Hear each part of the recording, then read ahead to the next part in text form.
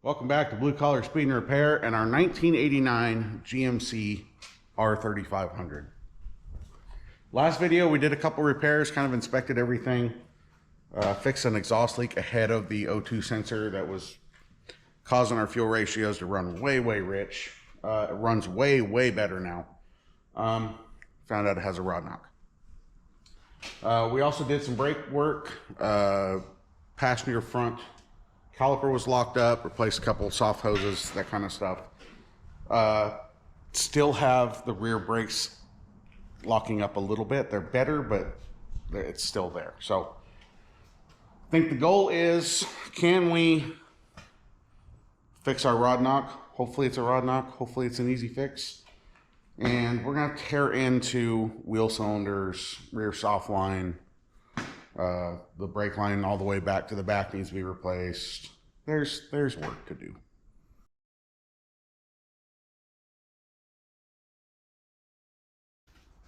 All right, got this thing up in the air. As a reminder from last video, right front caliper we replaced, locking up. We did soft hoses, had to replace the metal line that goes to our metering block. The rear brake line has been replaced, and it's got several unions in it, and it's got all these funky bends in it. I'd like to replace that. We didn't do it last time, or the soft line, because the bleeder is broken off of this wheel cylinder. So we're gonna have to pull these wheels off, brake drum off, all that stuff in order to get to that, and I just didn't have time the last time. So we're gonna dive into that, but first, like I said, we got this engine running a lot better. There's the exhaust repair we made. It was very poorly welded last time and had a lot of leaks. Made this thing run a lot better. Ended up with a rod knock. So I want to yank the oil pan off and see if we can find out what's going on. Hopefully, I did get a set of rod bearings. I'm hoping we can just roll some in there and there's no damage to the crank. Kind of Shadetree mechanic it a little bit, but the goal is, can we just hit the key and drive this thing? Currently it's not in a state where we can do that. So drain the oil, start yanking this oil pan off, see what we find. All right, went ahead and drained the fluid. It actually doesn't look very good. This has 8 or 10 miles on it, and it's obviously got some shiny stuff in it already. So hopefully we can get away with a simple fix here, but I don't know. Only one way to find out. Get this oil pan off, handful of bolts. I'm gonna need a longer extension, I think.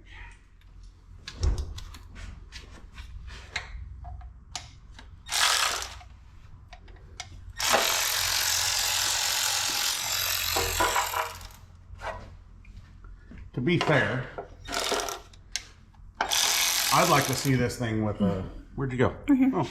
Hiding. I'd like to see this thing with a big block in it. Being that it's a crew cab dually, I think they kind of go together personally. This would also be a prime candidate for an LS swap, but ultimately I don't plan on keeping this thing. So there's no real point in dumping a bunch of money into it. LS swaps are not cheap, no matter what people say. So if we can make this engine work and run good, we're gonna go that route. Why fix or change what ain't broken? Well, it's broken, but let's unbroken it.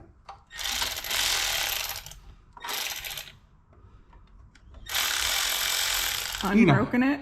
You know what I'm trying to say. I was waiting for the look.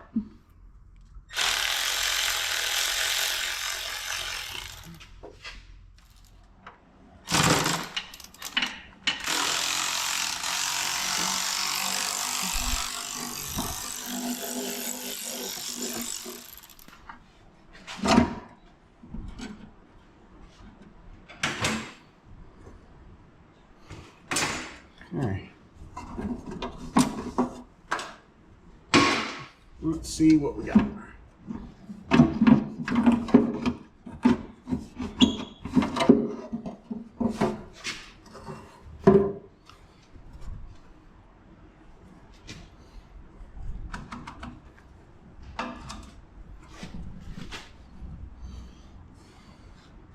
No chunks, it doesn't look like.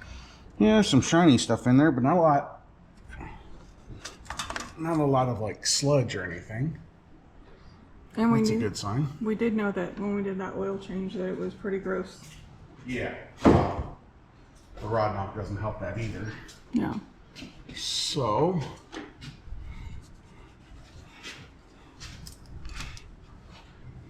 can we find the culprit?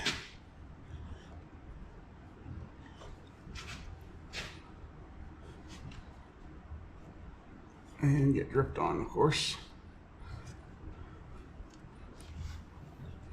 Not feeling any side-to-side play in any of them.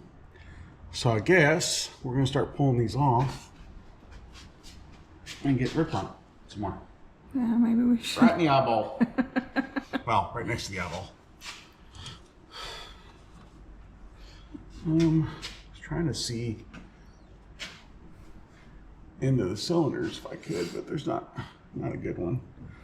There's one. I don't see any heavy scoring or anything.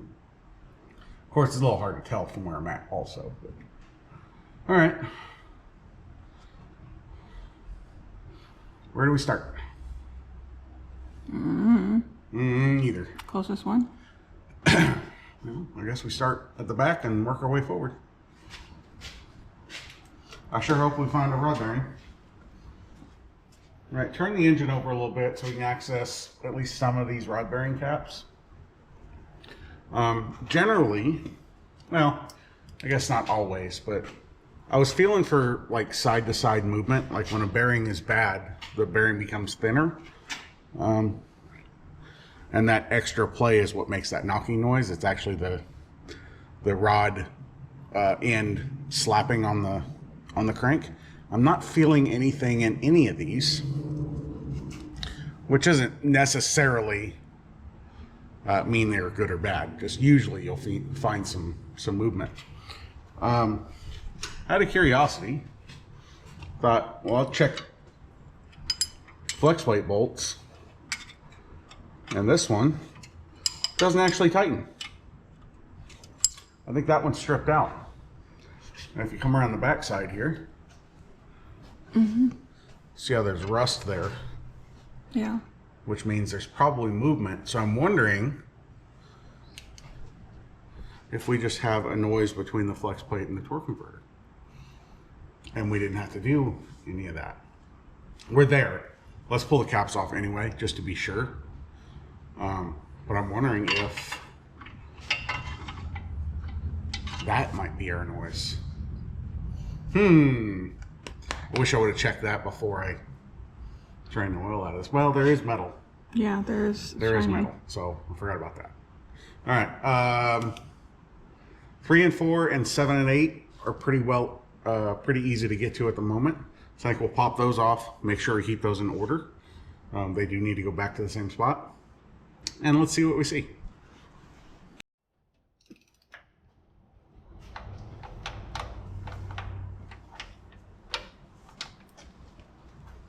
Yeah.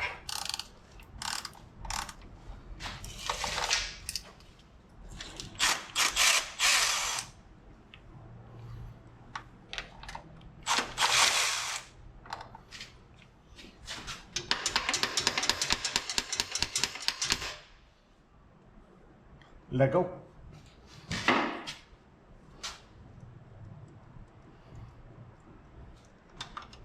we go.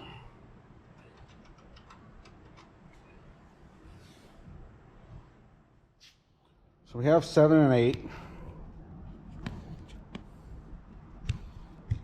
And 3 and 4 out. And they do have very, very heavy wear. That's the rod side.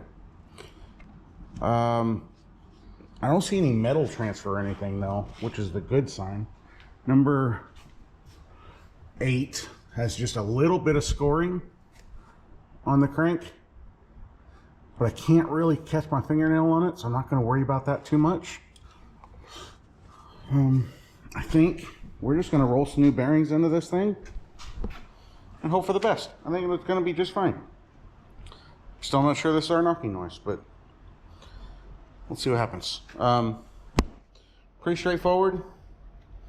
Old bearing out, new bearing in. The hard part will be the rod bearing side, or the rod side for the bearing.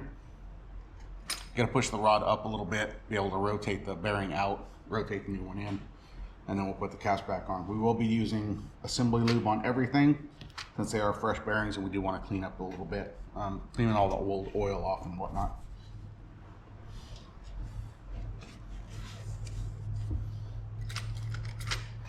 So new bearing goes in, it's got this little notch in order to align it. New bearing in place. A little bit of assembly lube, just so they're not dry on their very first crank. And that one's ready to go. It's that simple. Like I said, number 8 came out of the rod bearing side. Or the rod side, I keep saying rod bearing. So we'll take a new one, put assembly lube on it, rotate it up in there. It's going to be very difficult to show. Of course, this would be a lot easier if the engine was out and on a stand and all that, right? But we're doing this the lazy way. I don't know how well you can see this.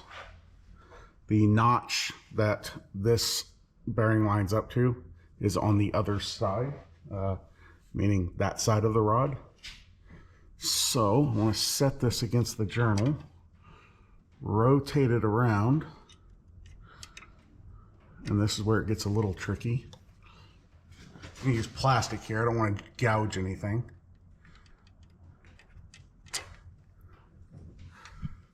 And then I should be able to pull the rod back down, make sure it's in line. Again, this is, I know, hard to see.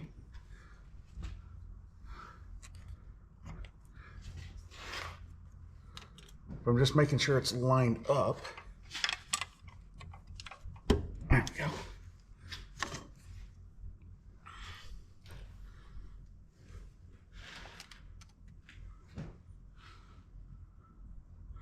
All right, you should be able to see it from this side. Hopefully. How do I do this? That is the new rod bearing. In line with the cap, the notch is in. I know you can't really see it.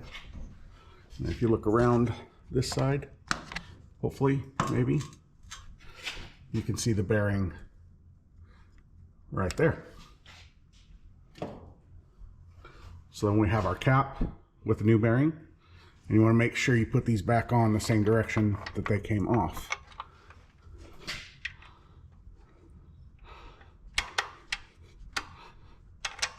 Run the nuts back on. We'll torque it down. Move on to the next ones. Now, again, I realize this is very Shadetree, and the right way to do this would be to pull it out, pull it apart,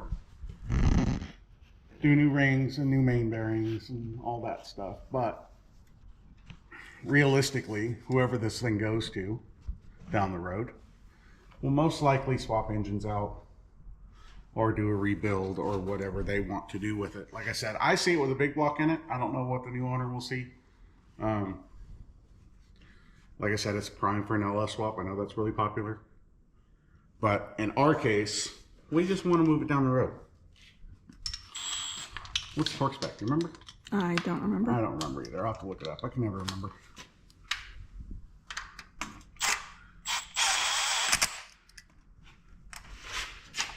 All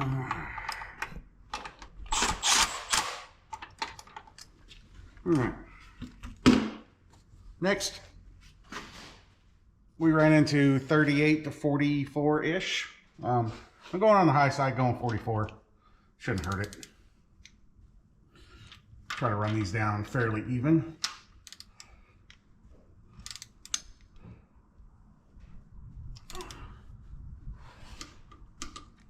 Click, click. Okay.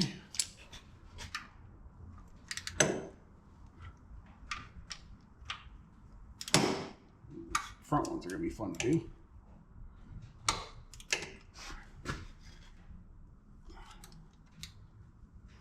If I get dripped on one more time, good thing we put this towel on here. If you get dripped on one more time, you're gonna wipe it off and complain about it again. You know me so well.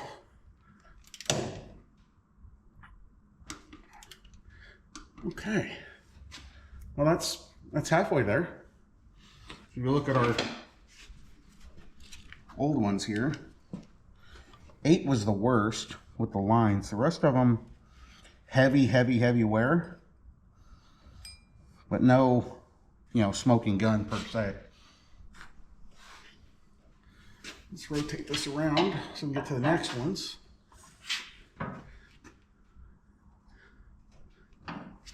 And we should probably turn that the other way so we don't loosen the bolt. I want 5 and 6 down. Okay.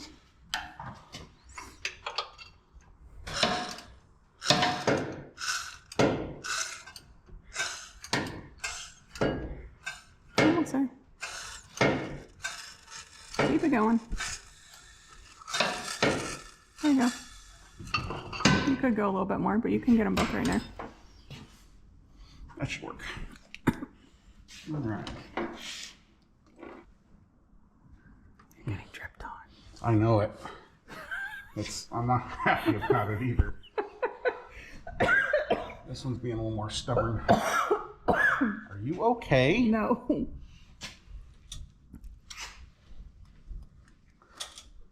Don't cough or sniffle or anything. Some people get upset by that. Offended? Not that I care, but some people, they have things to say about it for some reason. I'm sorry, I need to breathe.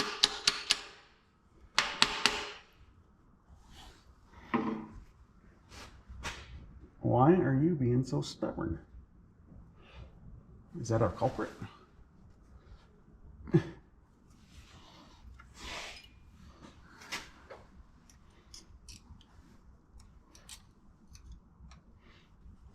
I think it's just holding all the oil.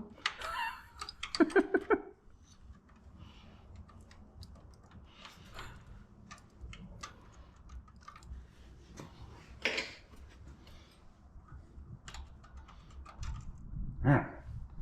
These. More of the same. It was just being stubborn. Those are pretty rough though. All right, got all our rod bearings replaced. There was no aha moments, really.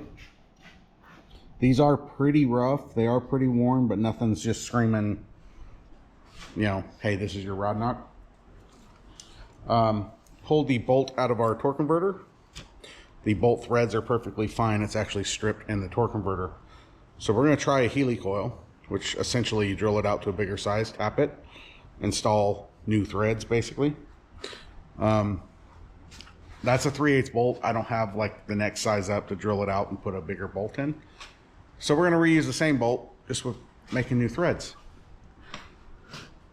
You see, I don't know how well you can see it, but threads are pretty much gone in there. So I'm going to loosen up the other two torque converter bolts so we can center this hole a little bit. Okay, we're going to use a 25/64 drill bit to make this hole bigger, big enough for our tap and our Healy coil. Trick is we don't want to go all the way through and punch the torque converter. So we got to be extra careful here. Of course, it just wants to bite it and pull.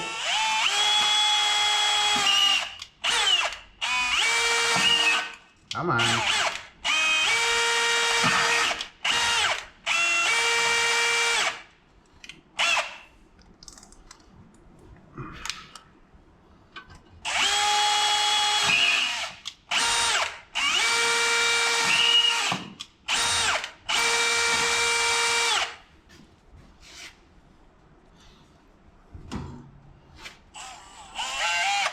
Okay, we are through.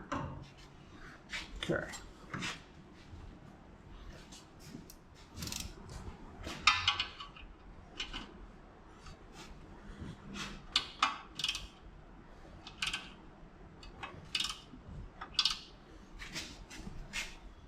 It'd be a lot easier if there was a room on the backside to put a nut, but there's not.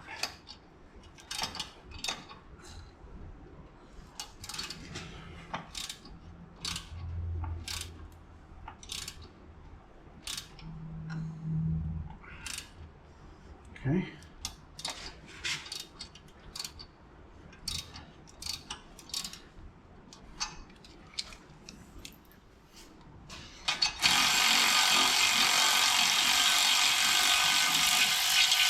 That was out of pure laziness, by the way.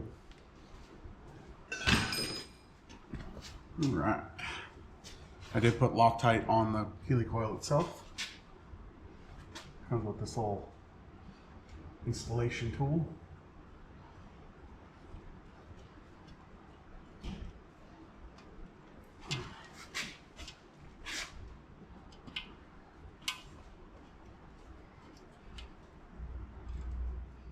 I think we're good.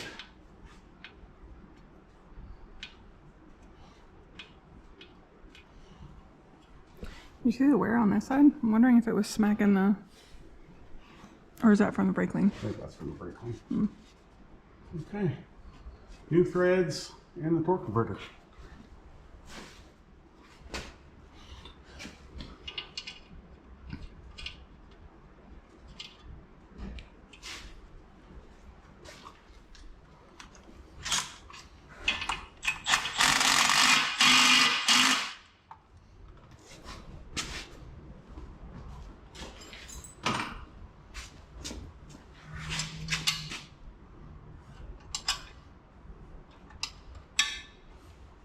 Oil just dripped on me again.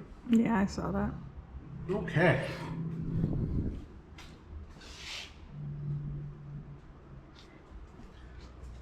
Tighten the other two down. Clean this up a little bit. Put the oil pan back on. Put oil in it. See if we fixed anything. All right. All right, we got our oil pan all bolted back together. Reinstalled. I went ahead and, considering the state of that oil, I spun another filter on. Filled up the oil. So I think the engine side is done. The best of my knowledge anyway. New rod bearings. Hopefully that takes care of our issue. I'm kind of leaning towards it being that torque converter bolt, but either way, hopefully our noise is taken care of. So I want to move on to our rear brake issue. So last video we did, like I said, a couple soft hoses in the front, a caliper, one metal line that broke. And I was going to do a soft hose in the rear. And since I was going to have the rear apart, I was going to go ahead and replace the rear metal line that's kind of been cobbled together. The issue I ran into is, I don't know how well you'll be able to see this, but right above where the brake line goes in, there's supposed to be a bleeder, and that's broken off. So I can't bleed this right rear wheel cylinder. So there was no point in diving into rear brakes and all that stuff. I just didn't have time. So we're going to try to do something about that now. I've been thinking about this and what to do and how to do it. There's not a lot of room between the leaf spring and the backing plate to get like an extractor or something like that in there. So I thought about taking the U-bolts loose, separating the axle and the leaf spring so I'd have room to get in between, and get an extractor in there maybe. But the problem with that is if I can't get the bleeder out, we're gonna have to take it all apart anyway. And pull the wheel cylinder out and replace it. So I think we're going to go ahead and pull the wheels off, pull the axle out, pull the drum off, get the wheel cylinder out, and then try to extract our bleeder screw. The other issue is whether or not this brake line is going to come out. But since we're going to be doing the other brake line, if this one breaks off, I guess we'll be replacing that too. We'll see.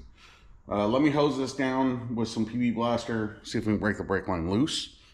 Fingers crossed. I did spray this side and let it sit for a few minutes. I was able to break this bleeder loose with a wrench, so we can bleed this side without an issue. Let's see if we can fix this, so then we can move on to our soft hose and our metal line. All right, had this soaking for a few minutes. I have a crow's foot on a little 3/8 breaker bar. Not a lot of room in here to get a wrench, so I'm hoping I can get this on there enough to at least get it broken loose without rounding it off. Fingers crossed. And then of course getting the crow's foot on there isn't easy either. It's just not up here to want to go on there. Oh, there it goes. All right, please be good. I feel movement. That's good.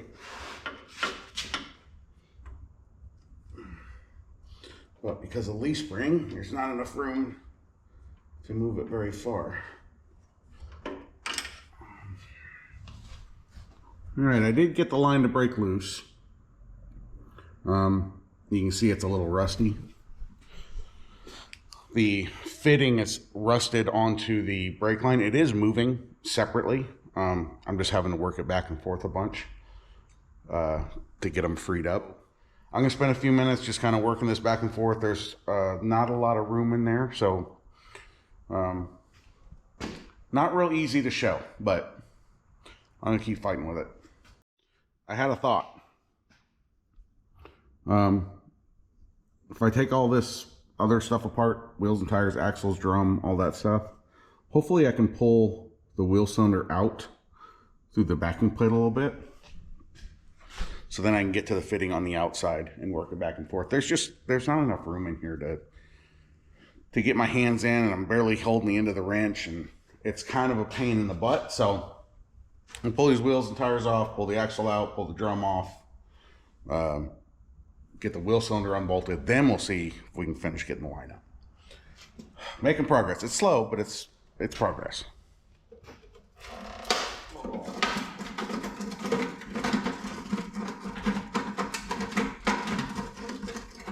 These wheels are so dumb.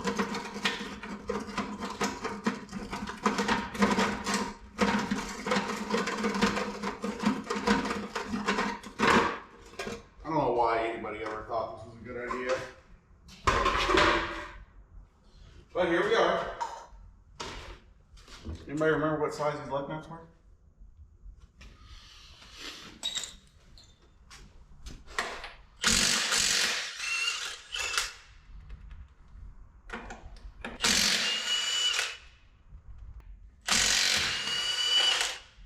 Right.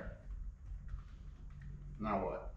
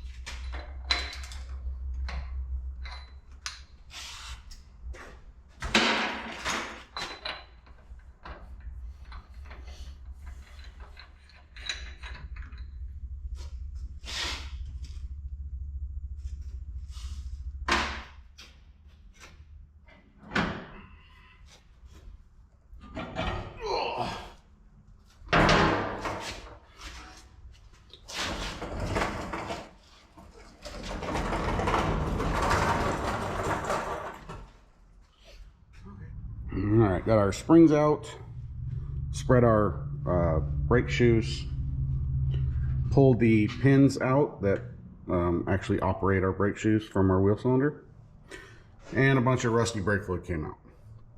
So I guess we're doing wheel cylinders anyway. Good thing I didn't take the leaf spring apart, I guess. All right, let me call around, see if I can get something quick, and put new ones in. That's the way it goes. I'm back. Got some new wheel cylinders from O'Reilly's. Luckily they had them in stock. So it should just be a matter of a couple bolts on the back. Finish taking that line out. New one in, back together. Might as well do the other side too. Considering the state of this one, the other one's probably not far behind it. If I can break this loose without stripping the bolt out. Wish there was a little more room in here.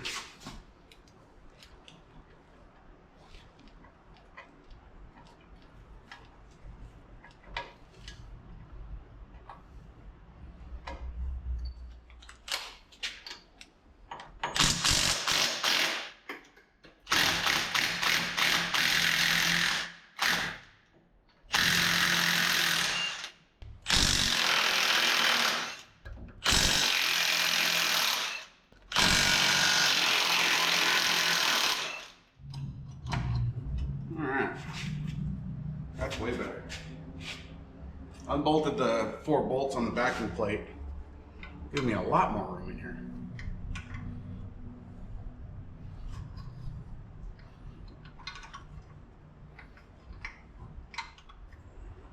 And we can just twist the wheel cylinder out of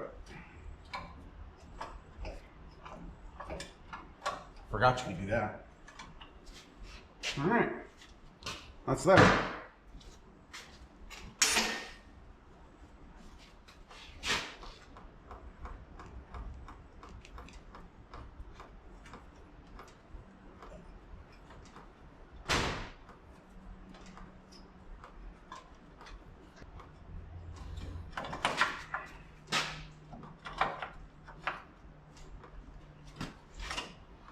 Okay, now fight getting these bolts started.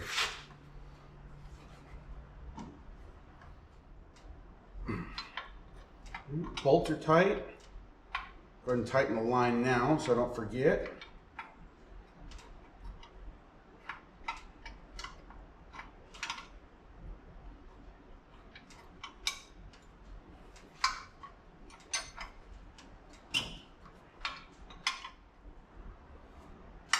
Okay.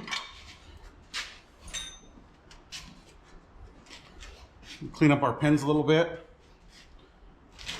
Put all our springs back together, drum back on, axle back in, wheels and tires back on. And we might as well do the other side since we're here.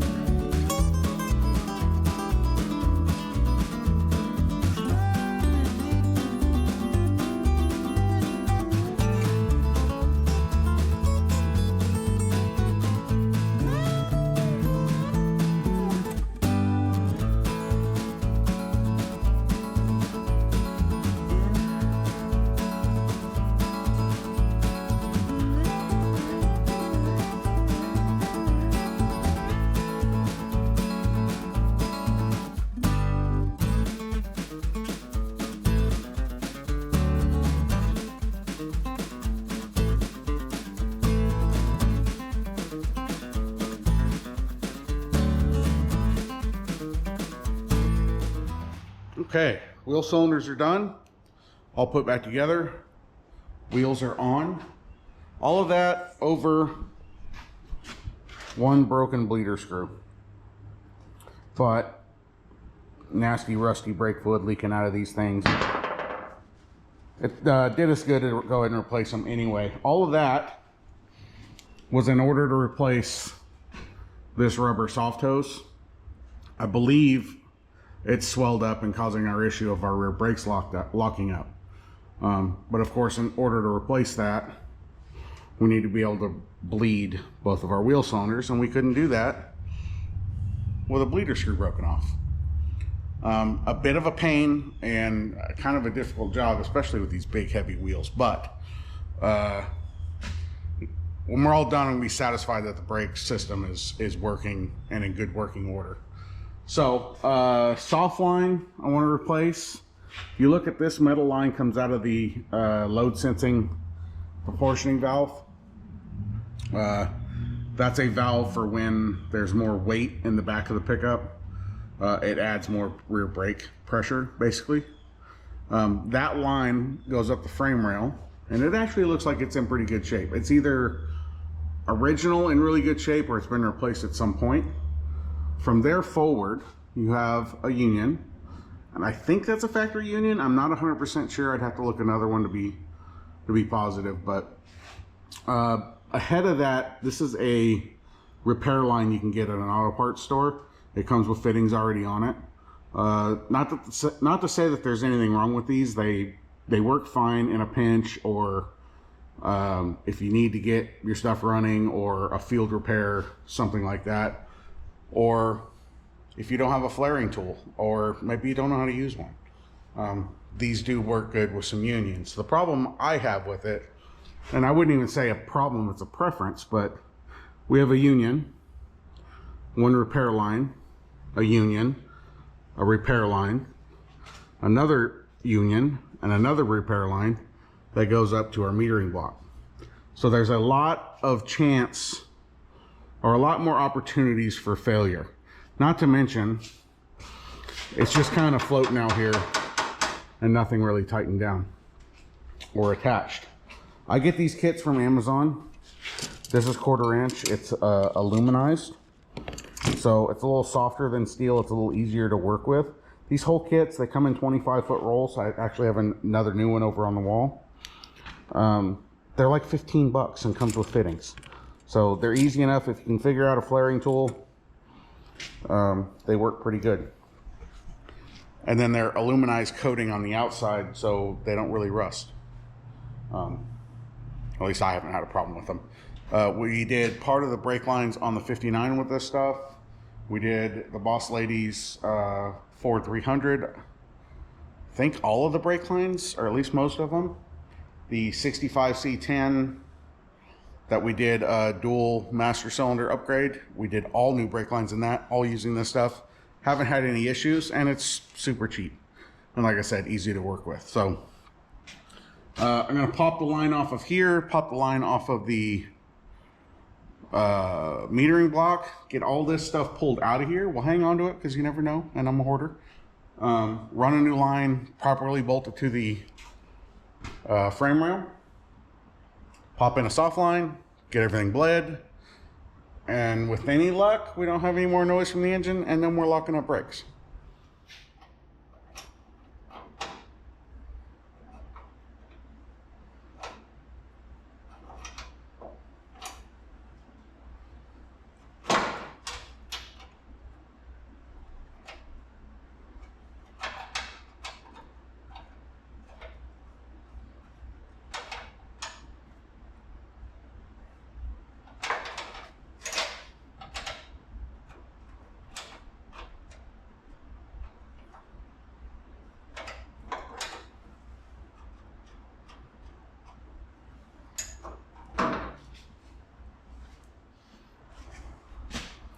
Let's go ahead and let that all leak out for a little bit.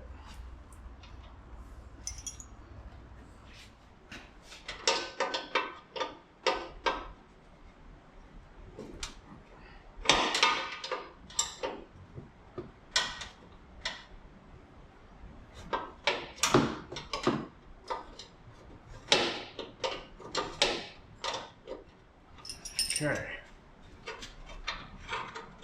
if I can fish this out of here. I took off the one random zip tie that was holding the entire brake line in.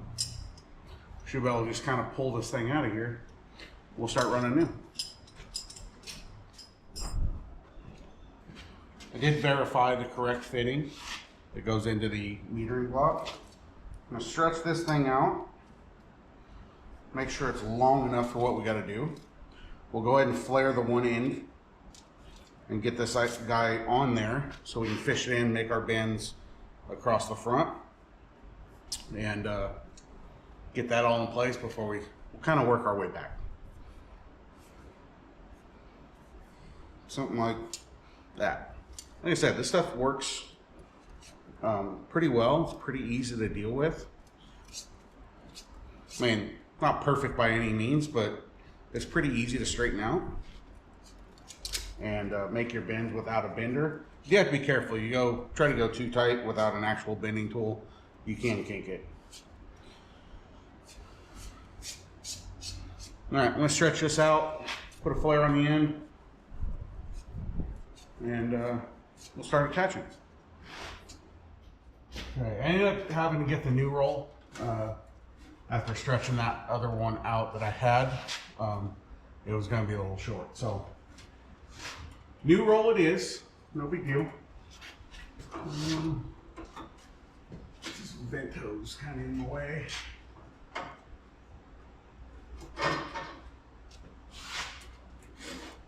I'm gonna follow that same line, I guess. Hard part would be making this bend up front. I think we can get it kind of close. Get it started in our metering block, and then we'll just adjust from there.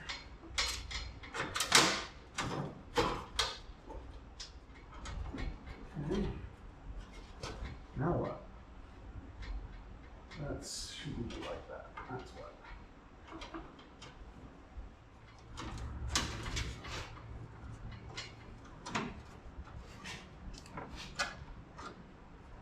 Like that.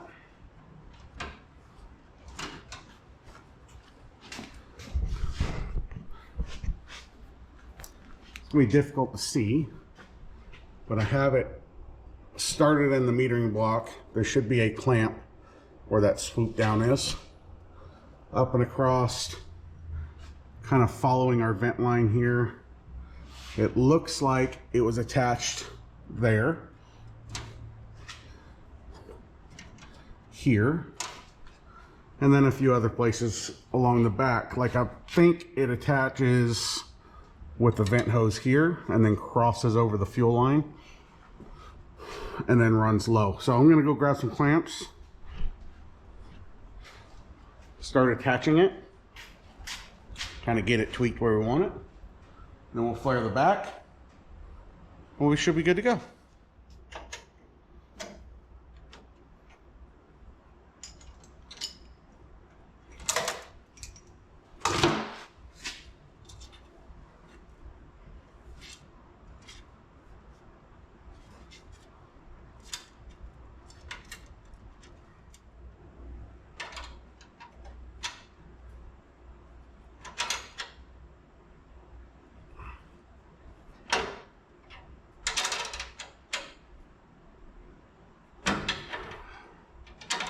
Okay. We are all back together. New soft line, everything's tightened down. New hard line ran, at least to this point. That looks a whole lot better than what we had previously. It's all secured, it's not hanging down, you know, under the frame rail. And it's got actual clamps on it instead of one random zip tie up here. All the way up to our metering block. Again, both ends are tight, soft line's all tight. Everything's good to go, hopefully. I think from here, I'm gonna pop both bleeders loose. And remember, this whole entire line is completely dry. It's all full of air. Pop both bleeders loose, fill up the master cylinder. I'm just gonna let it gravity for 10-15 minutes. Until we get a good steady drip from both sides. And then I'll get the boss lady back out here, bleed it, And hopefully this thing's an actual driver now. All right, brakes are bled, brake lines are in. What else do we do? Rod bearings. Yeah, all this stuff we've been doing. It's all done. So all that's left is go drive it and see if we made an improvement. Hopefully we did. Hopefully we got rid of our noise. Hopefully we got rid of our rear brakes locking up. I don't know where we're putting all these stupid bricks. So let's deal with that. We'll take this thing down the street and see if we made it better.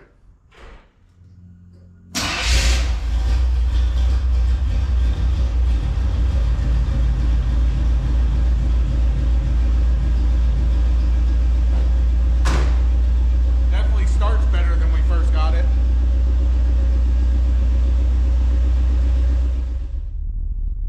I've gone 10 feet. It's 1,000 times better. I can hit the brake pedal without going through the windshield, which is nice. Still hear a slight noise, but nothing like we heard before.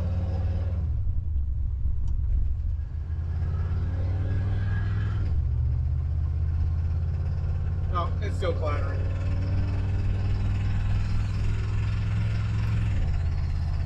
Well, yeah. Wonder what the heck that is.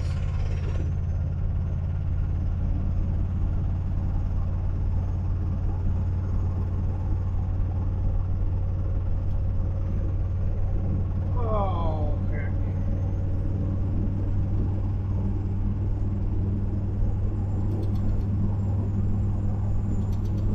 Now what do we do with it?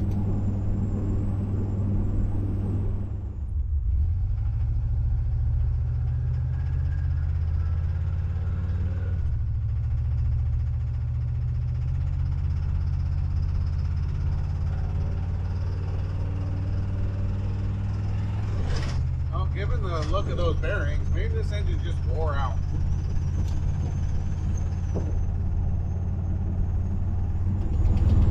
Whatever, it'll run till it won't. Well, it's the next day.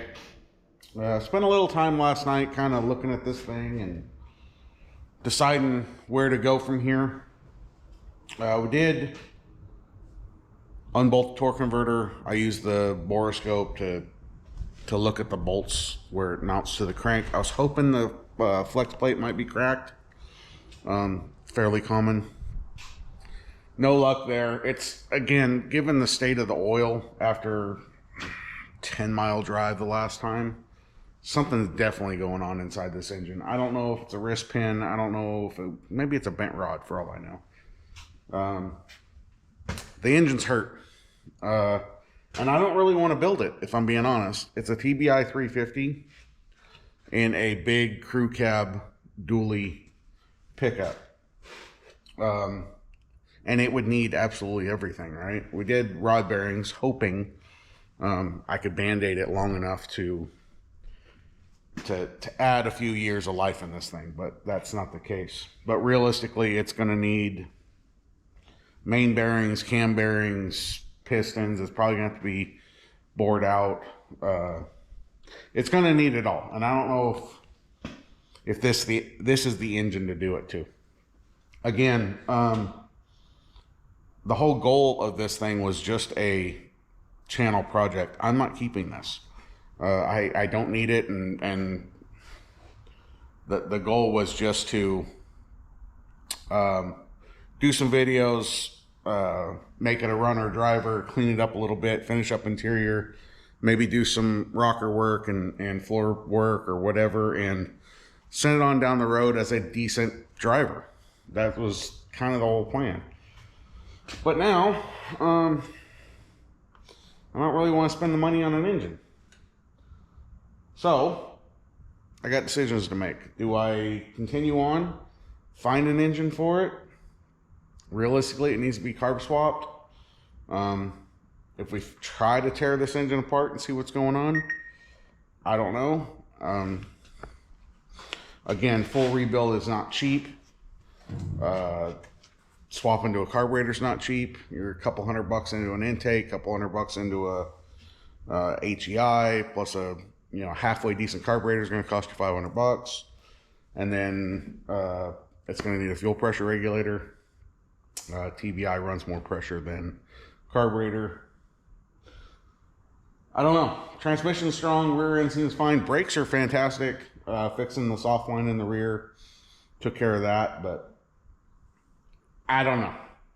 I really think it needs a big block, but again, that's more money spent. And again, it's prime candidate for an LS swap as well, but I'm definitely not doing that. The time and money invested, I will not earn back again for something I don't plan on keeping. Decisions. So let me know. Comment below. Do we continue on? Do we see, maybe I can find a used engine for halfway decent price? Continue on fixing the rockers and the floorboards. I said in the last video that I thought I got a good deal on this thing, and the more I look at this thing, it's not as good of a deal as I thought it was. The rockers have been worked on some. Whoever did it did not do a very good job. They need to be redone. Same with the floorboards. Inner rockers are almost non-existent. They're kind of halfway patched. So it needs a lot of sheet metal work, and I'm not a sheet metal guy. I know I keep saying it, but it's true. So I don't know. I guess all that to say is I still don't know what I'm doing, and never really have. So Boss Lady is not out here to tell you thanks for hanging out, so I will tell you thanks for hanging out. Appreciate you guys. Comment below. Tell me what you think. Tell me what we should do. Do I just cut my losses and send this thing down the road and use that money towards something else? I don't know. Like, comment, subscribe, all that good stuff. And I got some thinking to do. I'll see you next time.